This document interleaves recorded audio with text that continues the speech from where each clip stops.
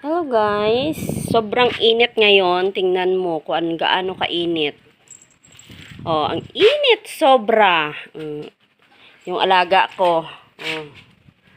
Ang alaga kong makulit, Mikay. Mikay.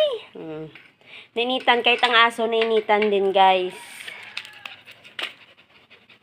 Inaayos ng aking husband yung kanyang motor.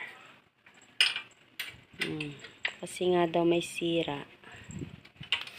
Tingnan natin kung ano may sira. Nag-aayos siya ng kanyang motor.